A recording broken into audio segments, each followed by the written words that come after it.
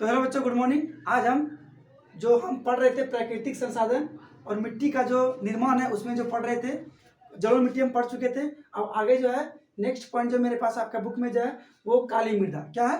काली मृदा। इसके बारे में आज हम जानेंगे कि इसका निर्माण कैसे हुआ और ये किस किस क्षेत्र में अधिकतम मात्रा में पाया था और इसमें कौन कौन सा फसलें जो है प्रयुक्त मात्रा में उगाया जाता है। ठीक है ना? तो आइए समझते हैं। तो क्या है कि काली मृदा ये है क्या कि इस मिट्टी का रंग एल्युमिनियम एवं लौह यौगिक के कारण क्या होता है? काला होता है। पूछेगा कि काला मिट्टी का कलर काला ही क्यों होता है? क्या होता है? क्या बोलना है कि एल्युमिनियम एवं लौह यौगिक के कारण इस मिट्टी का कलर क्या होता है? काला होता है। इसमें कपास की खेती अधिक की जाती है। अब देखो इस काली मिट्टी में जो है कि कपास की खेती अधिक होने के कारण इसको और एक नाम दिया गया है। उसका नाम क्या है? काली कपासी मिट्टी। क्या नाम है?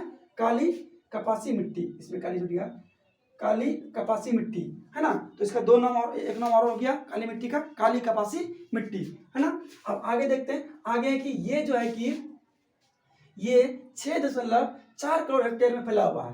काली मिट्टी का जो क्षेत्र है वो 6.4 करोड़ हेक्टेयर में फैला हुआ है। कितना? 6.4 करोड़ हेक्टेयर में काली मिट्टी का विस्तार है, फैला हुआ है ना। आगे है यह खास तौर पर दक्कन के लावा प्रदेश, गुजरात, कर्नाटक आदि क्षेत्र में पाया जाता है ना। इसका क्षेत्र है जो कि गुजरात और कर्नाटक है, वहां पे इस मिट्टी का अधिकाधिक विस्तार है। ठीक है। आगे है कि जो शैलों एवं ज्वालामुखी के बेसाल्ट लावा के विघटन से मतलब टूटने से बनता है। जो कि एक होता है ना कि ये ज्वालामुखी है, ये जब फूटता है तो इससे जो निकलता है ना ये छोटा छोटा क्या नाम है इसका? इसका नाम है शैलों है ना। जो ज्वालामुखी से फटने से निकलता है, इसी से जो निर्माण होता है उसी को काली मिट्टी कहते हैं। क्या कहते हैं?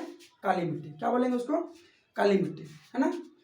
ठीक है, समझ आ रहा है? तो आगे जो है इसका आगे पॉइंट है कि यहाँ इसे रेगुर मृदा भी कहा जाता है। अब देखो कहाँ पे? तो कर्नाटक और गुजरात में, गुजरात और कर्नाटक में इसको रेगुर मृदा के नाम से भी जाना जाता है। तो काली मृदा का क्या नाम हो गया? 3 नाम। कौन कौन सा? काली मृदा, काली कपासी मिट्टी हो गया, दूसरा नाम क्या होगा? रेगुर मिट्टी। क्या हो गया?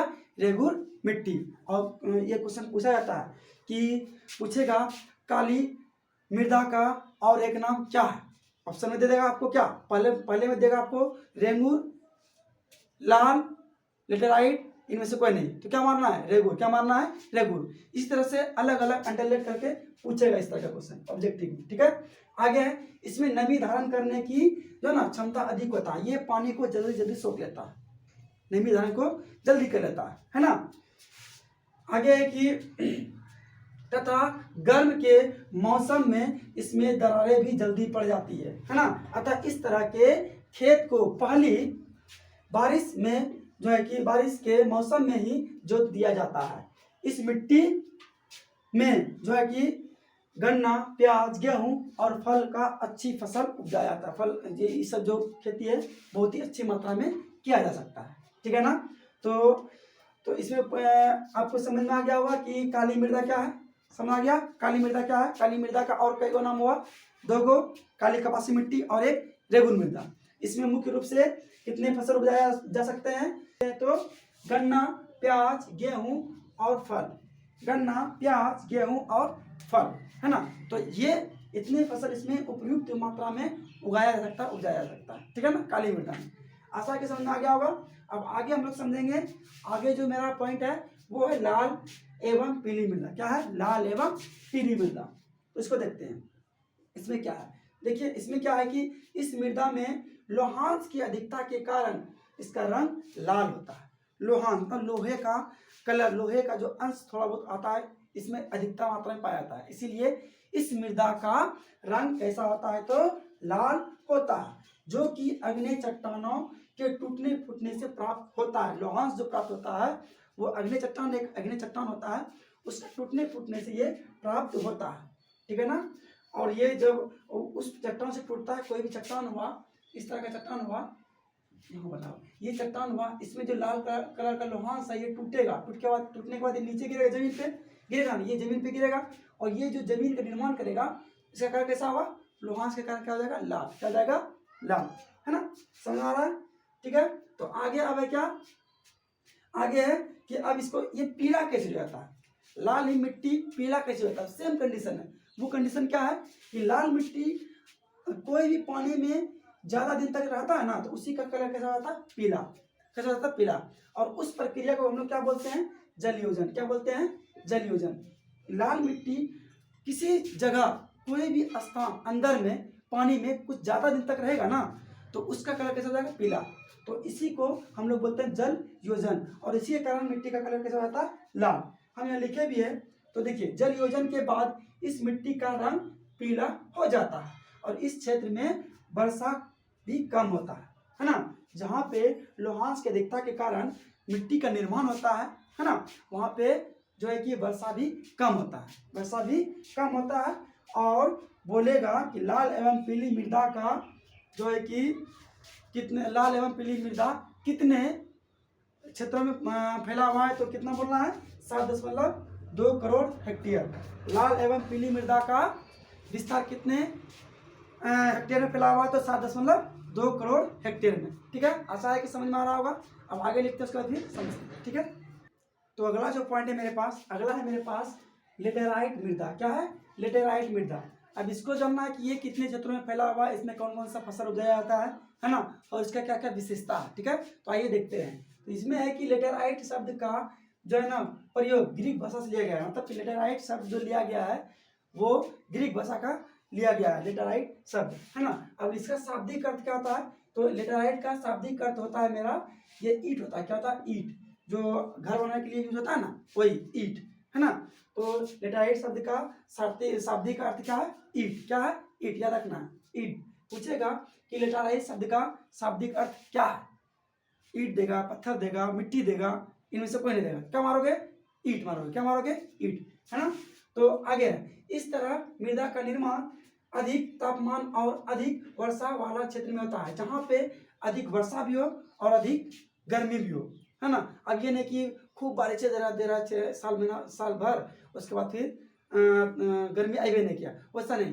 एक क्वांटिटी के हिसाब से 6 महीने बारिश, और उससे ठीक 6 महीने के बाद जो है ना गर्मी आ जाना चाहिए। 6 महीने बारिश, 6 महीने गर्मी, ये एक हिसाब किताब होना चाहिए कि एक समय पे होना चाहिए, तब जाकर के इस मृदा का निर्माण होगा। ये नहीं कि 7 महीना बारिश दिया, 8 महीना बारिश दिया, फिर 3-4 महीना गर्मी आ गया, तो उससे ये मिट्टी का निर्माण नहीं होगा। उस तरह होने से इस मिट्टी का निर्माण कभी नहीं होगा, है ना। तो क्या याद रखना है कि इस तरह मृदा का निर्माण जो है कि अधिक तापमान और अधिक वर्षा वाले क्षेत्र में होता है। इस मृदा का निर्माण लेटेराइट मृदा के टूटने फूटने से बनता है ना। इस मृदा का रंग एल्युमिनियम और लौह के ऑक्साइड, एल्युमिनियम और लौह के ऑक्साइड के कारण, है ना, एल्युमिनियम और लौह के ऑक्साइड के कारण लाल होता है।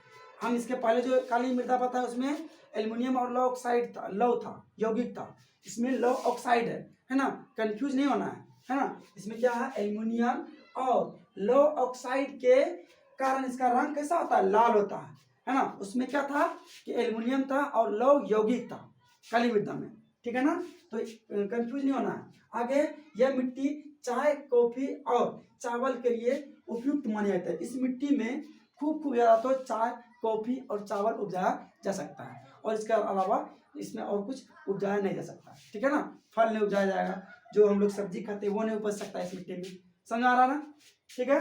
तो अब आगे है कि यह मिट्टी कर्नाटक, केरल और तमिलनाडु में पाया था। आप लोग देखे होंगे कर्नाटक, तमिलनाडु में यहाँ पे चाय का खेती ज्यादा होता है, तो उससे भी आप लोग समझ सकते हैं, है ना।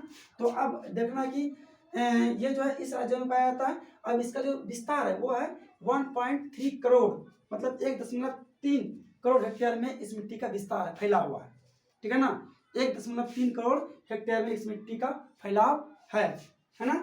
तो लेटेराइट मृदा का पूछेगा, लेटेराइट मृदा का फैलाव विस्तार कितने क्षेत्रों में, तो 1.3 करोड़ हेक्टेयर, याद रखना, ठीक है ना। ये क्वेश्चन भी बोर्ड पॉइंट क्वेश्चन है, जितना भी पढ़ा रहे हैं सब आप लोग ध्यान से देखिएगा, जितना अंडरलाइन करते हैं वो बहुत ही इंपॉर्टेंट बातें होती है, उसको आप लोग ध्यान से रखिएगा, याद रखिएगा, ताकि बोर्ड में जो एग्जाम आएगा उसमें आप लोग को बहुत ही मदद उससे मिल सके, ठीक। तो ये बात मेरा याद रखना है ना। और आज बस यहीं तक, ठीक है।